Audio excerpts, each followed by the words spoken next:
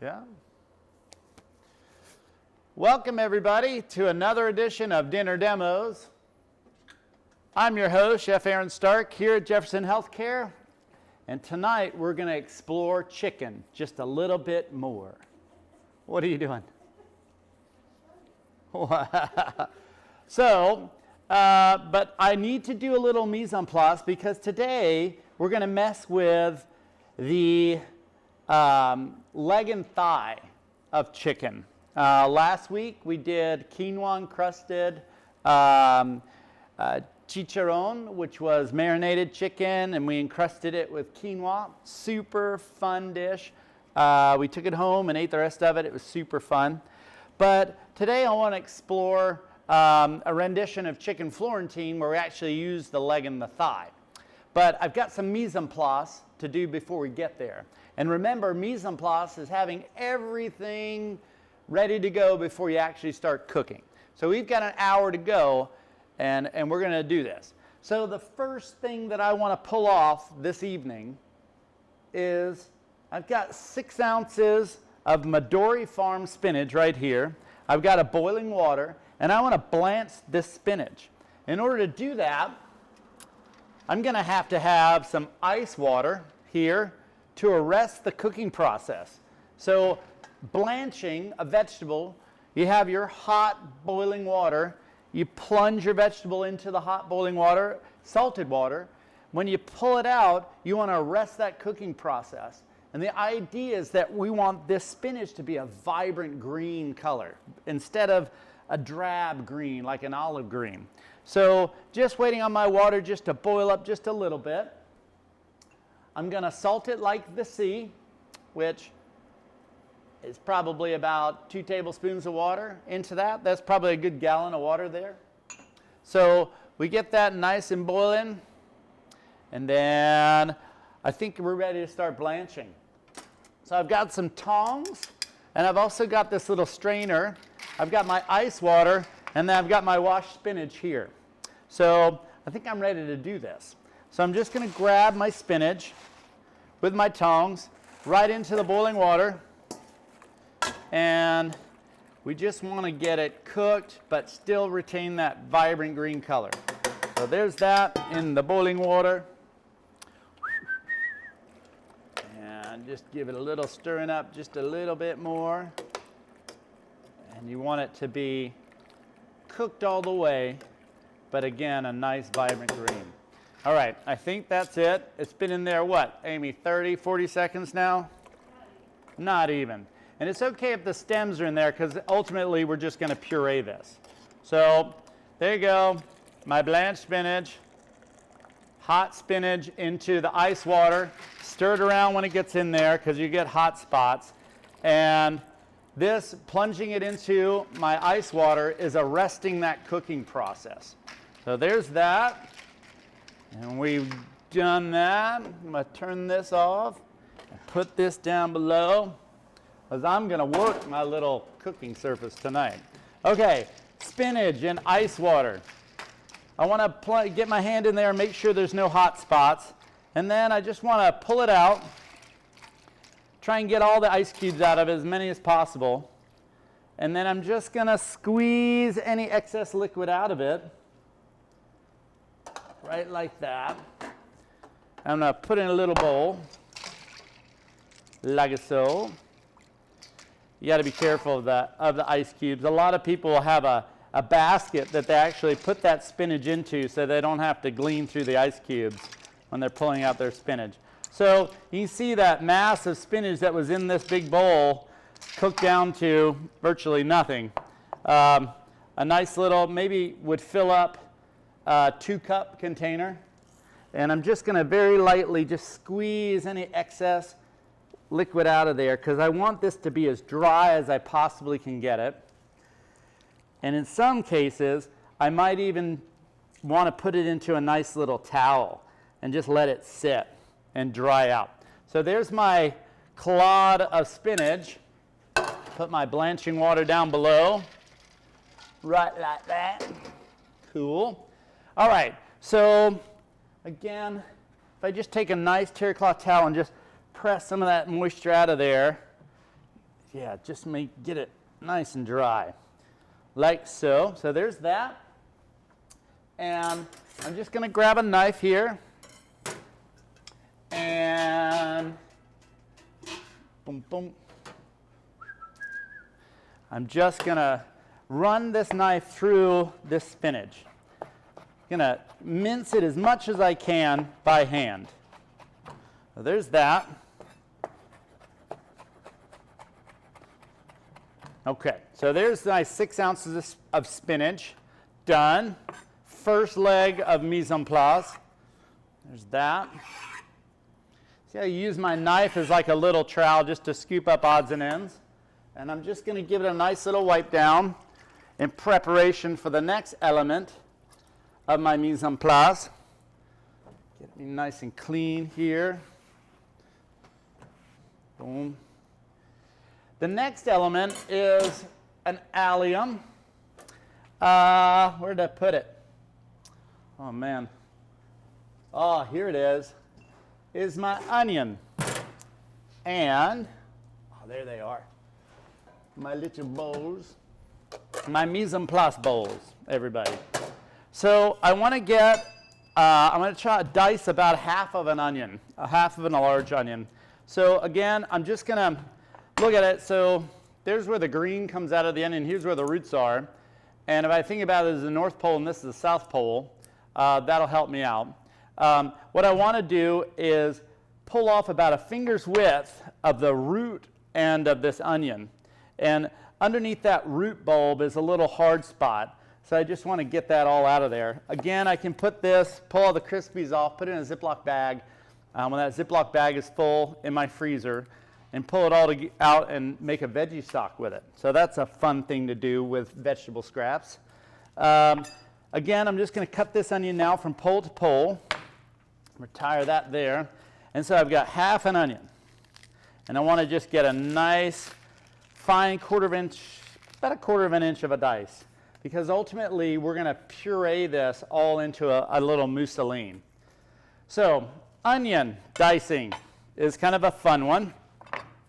If we look at the onion rainbow, and I've got my little tail that I can hold on to, and if we look at the onion rainbow, if we take cuts, quarter of an inch cuts down, leaving about a finger's width at this stem end, and using my body mechanics this way instead of being this way, but this way, and I say use my finger as a measure, and come down and just do quarter of an inch dice down. Very easy, taking it nice and slow. Want to be precise, speed only gets you cut.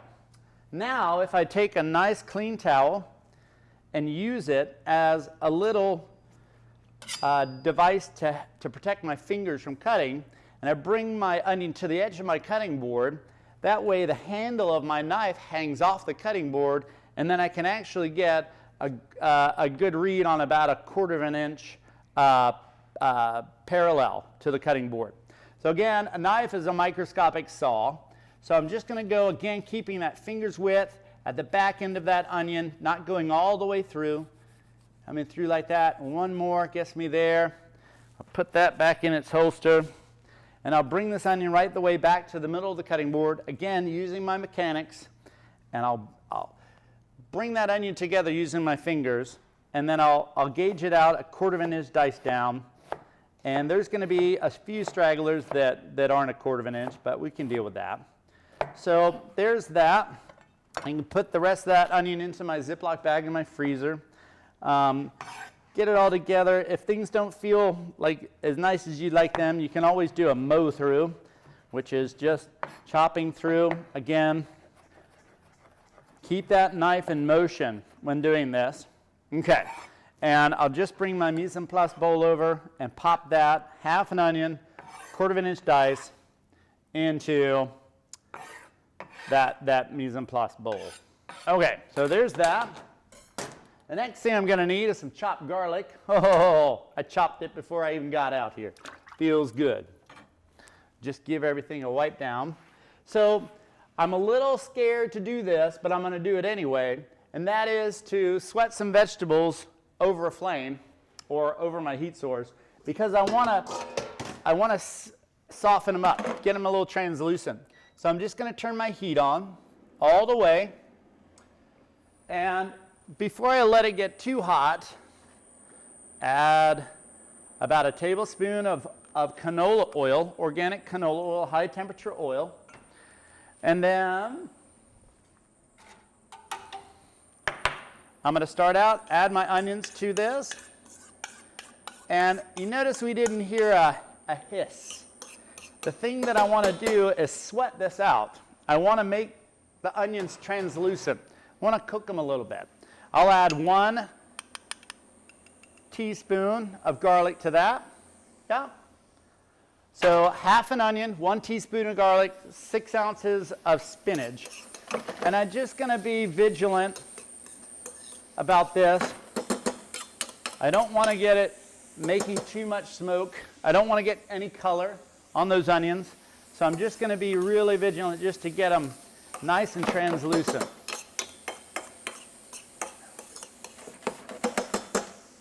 All right, there's that, and we're doing it. Boy, I'm starting to cry, Amy.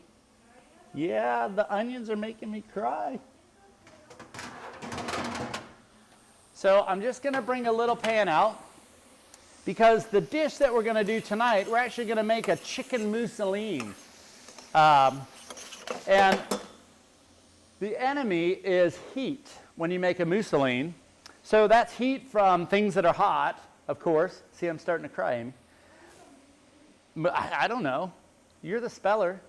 But there's also heat that comes from friction. And what I mean by friction is that if you have something in a food processor and you run it too long, then that food processor, there's friction that heats things up, and that friction can actually affect, actually cook what you're doing. So my onions are nice and translucent. I think I'm going to put them onto a nice sheet pan. And since that heat aspect is really important that we not have it too hot, I'm just going to put this into my little refrigerator down here. There we are, my refrigerator. Okay, now I'm going to turn this off, and I'm going to clean up just a tad. So what we've done is we've sweat down our onions and garlic, and we blanched off our spinach, and those onions made me cry. Can you see my tears down my face? I know, I'm so sensitive to the onions. Excuse me, folks. The onion made me cry. My grandma used to put matches in her mouth. Has anybody got a cure for making onions not make you cry? She put 2 with the sulfur in the mouth. 2 matches in the mouth. Well, that's what I should have done. 2 matches in the mouth.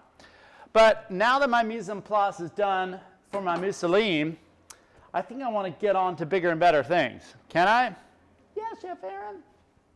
All right. So what I'm going to do, I'm going to set up my chicken board here. And I know we've done it the past 2 weeks, but I'm going to butcher out this whole spring rain chicken. Right there. I've got a nice board here. That's my chicken butchering board. And I'm just going to get some gloves on because anytime I'm working with chicken, I want to make sure that I've got 2 things. I've got my gloves, but I've also got a sanitizing solution. And the way we make a sanitizing solution is 1 teaspoon of bleach to 1 gallon of cold water. And that'll give us a solution that'll kill any bugs on our table, our cutting boards. So it's nice to wash down things with nice soapy water and then sanitize it with a nice bleach water solution. And they make other sanitizers that you can use as well. Quadentary is one that you can actually use with hot water. That's what we use in the kitchen most of the time. But now that I've got my gloves on, I'm going to bring out the chicken. So a nice spring rain chicken out of chimicum, and just pop it onto my board, and I'll lose that, and then I'll bring up a nice sheet pan here. And like the past 2 weeks, a nice boning knife for the chicken, making sure that I've got a nice sharp edge on it. And I'm just going to debone this here chicken. So again, I let the chicken do all the work for me. I'm not doing cuts around the chicken, the backside, or anything like that. So again, where the joint meets the socket are tendons, you can cut right through. So there's the wing of the chicken. I just spin it around and get the other one. Boom. And then the next thing I'm going to go for is the leg and thigh. So I'll just make a tiny incision between the breast, right here, between the breast and leg and thigh. Stick my thumbs down into there, find that hip knuckle, and just pop it out of joint. And then use my knife and very carefully just remove that leg and thigh from that carcass. So there's that one. Again, let the chicken do all the work for you. And just get that chicken right there. Boom. Now I've got the breast to remove. So this one, again, I put my 2 fingers down on the breast of the chicken to give me some back pressure. And that's all that's going to do is tighten up that meat, and it helps me make a nice shallow, sharp cut. And whichever side of the sternum that I fall on is going to be the first breast that I start to scallop out. And I'll use my fingers and I'll use my knife and just really pull as much of that breast meat off of that carcass as you can. You'll come across the tenderloin and you'll find that you have to go through the wishbone, but then ultimately you want to get down into that knuckle. Let's see if I can find it. Right here. There goes the wishbone. So there's the breast with the bone in. And then this one, again, I'm just going to take a nice, light, shallow cut and just start scalloping off that chicken breast, off that carcass. Very nice, very nice. Okay. And just remove it all together. Boom. And there's that chicken breast. Now, this carcass is gold. I can make chicken stocks out of it, so I want to really treat that as something special. So I'm just going to put it down here. I'm going to put it in a stock a little later. All right, so the first thing that I want to do is get busy with deboning my leg and thigh, because this is going to be the main portion of my dish. So I'm just going to do a ring around the ankle with my knife and push everything I come across down towards the foot. Then I want to put some, again, that back pressure, and just make a really light incision, just exposing that bone. And I want to go all the way down to the knuckle, and that knuckle is the knee. Again, I'll do it on the other side. This is the thigh side. And then once I get through just a little bit, so the bones are exposed, the meat around the knuckle is still there intact. What I want to do is I want to put a knife underneath the bone and cut outwards. And then it exposes that bone. I want to do the same thing on the leg side. Just push all that meat down. And what I can do here is just cut that around that knuckle and remove this leg and thigh meat off of the bone. So it's a boneless leg and thigh that we're going to be dealing with today. So there's that. Boom, boom. Boom, boom. Some of those tendons in these organic natural birds are a little bit stronger because they're free rangers. You notice that difference. This is gold. This is also going to go into my chicken stock. So here we are, a leg and thigh boned out. And what I can do is in the places that it's a little bit thicker, I can just take little striation cuts just to flatten it out. So I'm just going to put that off to the side. And just for the I just want to do one more. So again, around the ankle, push everything down towards the foot. On the leg, I'm going to put a little back pressure, just hit right through that skin, exposing that bone, getting down to the knuckle. And now I'll do the other side on the thigh, just pulling it back. And then again, that trigger cut, which is coming underneath that leg and thigh and out. And then it's kind of in between scraping down and cutting. So I'm just going to get that all the way down. And I can almost have that leg and thigh in between my fingers as I kind of work with it. And making sure I don't leave any cartilage behind, because that's the last thing I want to get caught up in this. Again, that goes into my chicken stock. And again, I'm just going to splay it out and just give these striation cuts just to flatten this leg and thigh out. I could certainly use a mallet and pound it out, but that makes a lot of noise. So there we are, we flattened it out. Well, there's that. Okay, the next thing that I'd like to do is bring out the breast and take away the tenderloin. This is a perfect thing for if you're messing with a chicken breast and you don't really have a use for the tenderloins of the chicken breast. This is a great thing to do with those tenders. So I'm just going to grab the tenders, and what I'm looking for is about 6 ounces. Well, no, let's go about 8 ounces. 8 ounces, half a pound of white meat chicken. So I'll probably use one of the breasts. We'll see how much I get out of it. But I just want to remove that bone from the breast, so I end up with a boneless, skinless breast. All that is going to go into my stock. And very carefully, I'm just going to remove my gloves. I'm going to bring out a little scale. And what I'd like to do is get one of my mise en place bowls, and I just put it on a scale. And so we went over the thermometer last week, right? I showed everybody how to do the thermometer, or was that the first week? First week, we gauged the thermometer. Anyway, this is how you use a scale. A scale is a pretty cool thing. If we're looking for 8 ounces, I put my bowl on my scale and zero it out. So now my scale reads 0, so anything that I put into my bowl will be counted. So we're looking for 8 ounces of chicken. Here we go. Whew. Those onions made me cry. You smell the onions and the garlic? Yeah. I wish we had smell-o-vision. Willy Wonka, right? My idol. Okay, here we go. With this chicken that I want to get for my mise en place, I want to make sure there's certainly no bones in that chicken at all.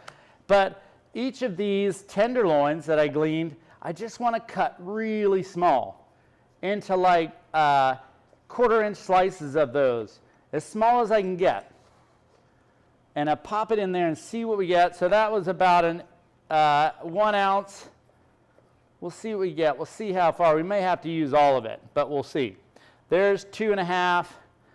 Again, if I just take this breast and cut strips out of it, be really nice and cut little, just dicing it up into really small dice. That'll make my food processor that I'm going to use here in a little while not have to work so much. So there's that. Let's see what we get. We have 7 ounces. Oh, we're just so close. I'm just going to pull just a little bit more chicken off of this other breast right here and see if I can bump that up to 8 ounces. There's 7.5, 7.6. Boom. There you go. Actually, 8 ounces. Whee, everybody. Okay, so I've got my 8 ounces of chicken. At this point, I think that I'd like to get onto the stove a little pot of water. And this will make sense in a little while. I'm just going to put a little pot of water on and get it rocking. I want boiling water.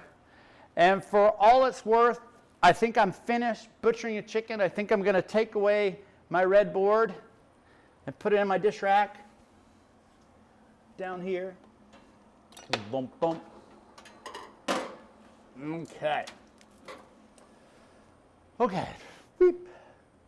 And if I just clean up just a tad, keeping everything nice, sanitize, get that scale all nice. Boom, boom. And And there's my chicken right there.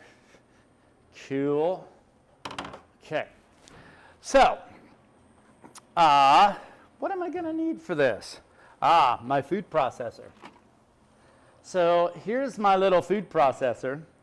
And in order to really get the worth out of this, I'm going to need a little spatula. So my mise en place for this is going to be 8 ounces of chicken, 6 ounces of spinach. I'm going to have some cream. I'm going to have some salt and pepper. And I'm going to have some egg whites, probably only about 1. But I've got the water on because when you make a mousseline, not only for the taste of it, but the texture of it, you're going to have to do a little tester. And we're going to do some fun things with that tester. So the first thing I want to do, and all this, the best way to go is all this is really cold stuff. A lot of folks will even take the food processor bowl and the blade and put it into the freezer so it stays nice and cold. Again, friction is our enemy when we talk in those standards. So I'm just going to take all of my 8 ounces of chicken into my food processor. And there's that. And I want to separate a single egg.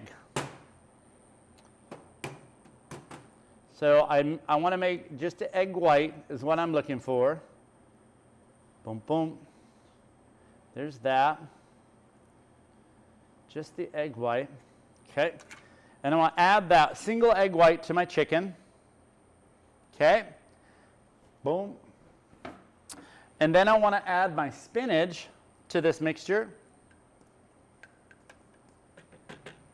And then I want to add my cold onions and garlic that were in the refrigerator, so they're nice and chilly. Well, there's that in there.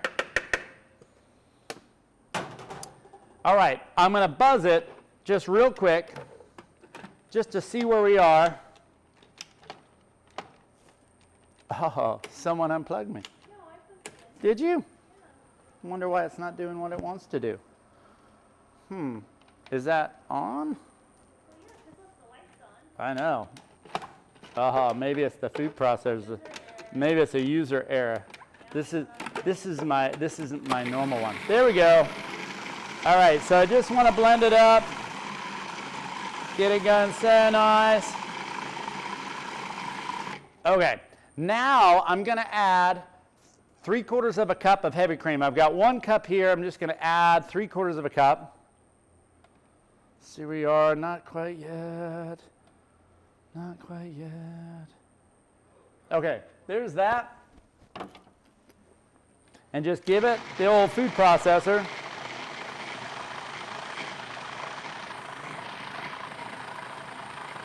And what I want to make sure that I do is pull the food processor apart and just scrape down those sides inside of there. And the perfect scenario is that I could run that chicken through a meat grinder would be awesome, and then puree it from that. Again, the smaller I have it, the easier it's going to be. All right, we're getting a mousseline here, folks. Okay, now I've got my hot water here, and I've got my salt and pepper, so I kind of have to guess on how much I want to season this up. I want it to be seasoned nicely, but there's no way that I really want to season it and then hork down a piece of raw chicken. So I have to be really careful about that, but there's a method. I'm going to start by taking a 3-finger pinch of freshly ground black pepper in there, and then a 3-fingered pinch of kosher salt, maybe 2. There's that. Instincts take over, don't they? It's kind of weird how that happens. And then I just want to buzz it one more time in my food processor.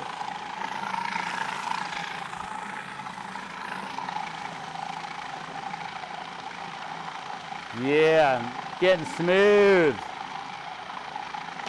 Okay, there's that. Now, if I were to take 2 spoons like this and grab a little bit of that mousseline in a spoon and make what we call a quenelle. Now, quenelle is a 3-sided football shape that we get by not taking the spoons right on one another, but you're coming from the angle. So it's actually putting a point onto that.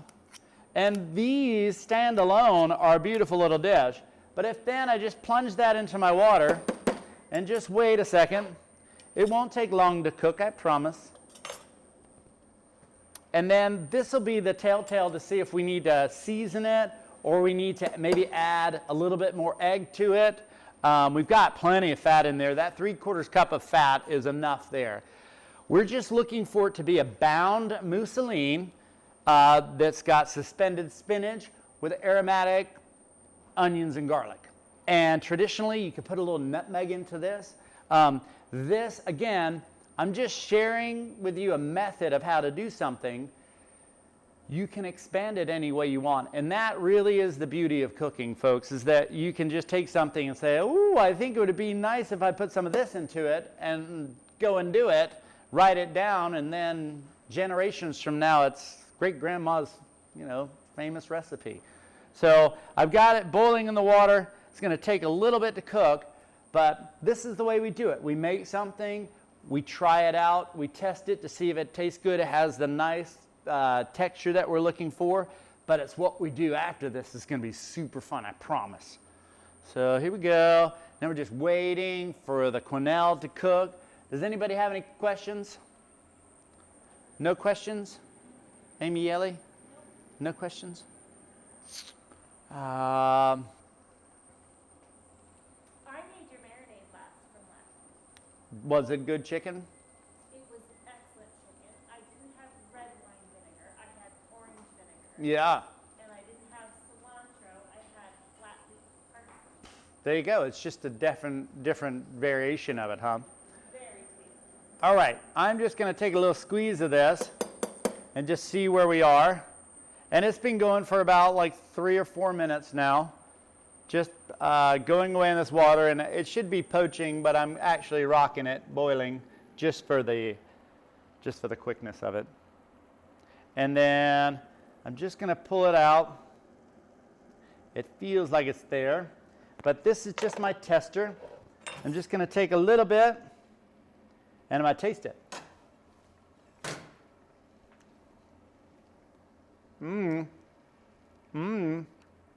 It's pretty good, I must say. I think that now, from that tester, I think I want to see a little bit more salt into it. Right like that. And I think that's going to do it for my taste buds. But again, that's just the method of trying it, cooking it, so you can actually get a texture, flavor. The texture feels really good to me, though. All right, so there's that. I'm going to pop that down there. And I'm going to pull all of my mousseline out of this RoboCoupe, or I should say food processor. In kitchens, we call them RoboCoupes, because that's like a Hoover and a vacuum, right? Does anybody get that? You ever call a vacuum a Hoover? Yeah, no. All right, so there's that. Get all of it out of there. My mousseline with my stingy. Boom, just like so. Boom, there's that, and I'll keep that there. There's that. Let me give my hands a nice little washing. Boom, boom. And then I think I'm ready to start with the main show. Okay. So we did our quenelle.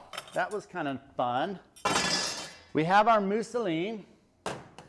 Get these out of here and give the whole area a nice wash down. Like so.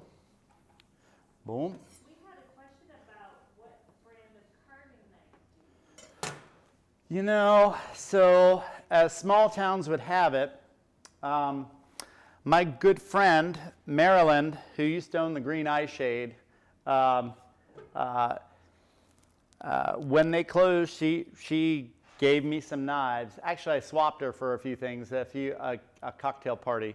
But I have this beautiful shun. This is a limited edition shun knife. It's got a nice wide heel on it. But the fun thing about this knife is back in the day, if you had a heel this wide on a knife, the knife would be that long. So it'd be wielding a big fat knife. The beauty in this one is not a French knife so much as it is a Suntu, is that right? I can't remember the name, but it's a Japanese style knife where it actually comes down, but a beautiful roll on the blade. It's so well balanced, and that's the thing. Sur La Table is good for allowing you to, they have carrots there that you can try a knife before you buy it. And I suggest everybody, just before you buy your knife, just go chop with it and see what it feels like. So this one was always going to be one of my favorites, but I love this knife, my shun. So does that answer your question? Coolio? Okay, so the next thing that I want to do, this is a ramekin. This is tinfoil. Ramekins are used for all sorts of things. Today we're going to use it to stuff a chicken leg and thigh.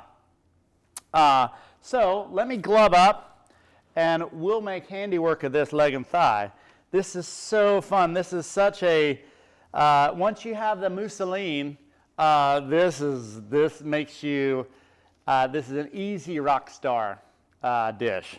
So just get that. The mousseline, you can, if you had your chicken breast, the fat side of the breast, you can make an incision straight in and use a piping bag and fill it with the mousseline. But this is what I like to do with it.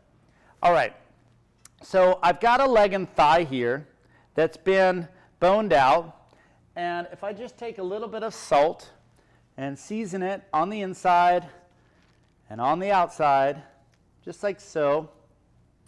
And then a little black pepper on the outside and on the inside, just like so. And then I just want to get a tiny bit of canola oil and just pop it into my ramekin. Just a tiny bit, just like less than a quarter teaspoon of canola oil. And then just use my finger and just rub that canola oil around the edges of my ramekin. Like so. It's kind of fun. And if I look at where my leg and thigh, when I debone, you can see this little portion right here where there's no meat. That's a pretty magical spot. Because what I can do is I can fold that into somewhat of a cornucopia and then put it into my ramekin. And then I just want to spread it out in there ever so nicely into my ramekin. And I want to kind of make it so there's meat hanging over the edges. And I'll show you why in a second. Okay, so there's that. And if I just come here and grab a spoon and kind of gently get some of this mousseline and stuff it into my chicken. And this is about maybe 2 tablespoons when I'm said and done, like that. And what I really want to do is make sure I'm pressing it down into there as much as I can, okay? So there's that. Boom, boom. Now what I'm going to do is I'm just going to grab these extra flanges of meat and just pull them over the top, okay? And then I'm going to press down, making sure that's all compacted in there, yeah? So there's that. Then I'm going to get a piece of tin foil and put it over the top. But I don't want that tin to really stick to it, so I'm just going to make sure there's that the tin's not touching that mousseline, that it's lofty above that. And I'm going to stick this into a 350-degree oven until it reads about 140. I'm just setting that protein. I'm just setting it up, okay? So let's do that.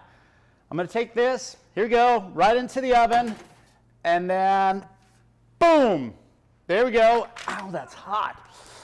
Ow, boy, that's hot. So if I pull this away, I think we're done with this too, yeah? If I pull this away and look and say, oh my goodness, that chicken now, it's all set up because it's reading 140 degrees, all those proteins have coagulated and they're set. So now what I can do, and this is where you can have this, if you get to this first point and you make, a lot of people, rather than using ramekins, will actually use an oversized muffin tin and make multiples of these and then put them in the freezer, and then when you decide to have that cocktail party, it's on, right? Because then what you do with a spoon, where are all my spoons gone? I'm always looking for spoons. I can just come around the edges. Ow, that's hot. Ow. Take it out like, ow. Take it out like this, and then I can just lay it over like that. Now, the skin has not caramelized. So now what I want to do is pull this off of here and then bring out just a little sauce that I have and turn that on like that. And I want to heat my sauce up. What kind of sauce? It was just, so what it is, just I took onions, a little bit of celery and garlic, sweat them down. I hit it with a little white wine, cooked it out, okay, with a bundle of thyme in it, okay? And when that wine cooks down to sec, then I hit it with chicken stock, okay? I pull my bundle of thyme out and I scrape all the leaves off of it and put it into that. And then I hit it just a little with beef demi-glaze, just to give it some color and richness for this particular sauce. Brought it to a boil, and this one I just thickened, because I like gluten-free these days, I just thickened it with a slurry of cornstarch. But I've got this now laid out on my baking sheet. Now I'm going to stick it into a 375 to 400 degree oven until it's golden brown and reaches that critical 160, 165. Okay, shall we do it? Here we go. Boom. Yeah. Ow. Ow. Hot. So as you can see here, the skin now is nice and golden brown. It's a beautiful, beautiful, it's hot. You got to be careful. And here I've got a nice sauce going. Just going to turn that off. And why, here I've got a nice plate. And I think we need to plate this up, shall we? I think so, Arran. All right, so here's the way I go around plating it up. Instead of plashing that sauce all over the top of my chicken dish, I'm just going to, see how the pinky's out? I'm just going to grab this and do myself a nice pool of sauce in the middle of my plate. Maybe 2 or 3, 2.5 of those spoons there. And that can go there. And then I'll just bring my hot chicken, now Florentine, that I have here, and with a really sharp knife, go back and forth, keeping in mind my knife is a saw. And I can do that, and then look what we get. Boom. See the green in that? And so if I just offset that into my sauce, like so, and then hit it with, again, the magical pluche of parsley, which I always love a pluche of parsley. Boom. Then we've got the protein of a chicken Florentine.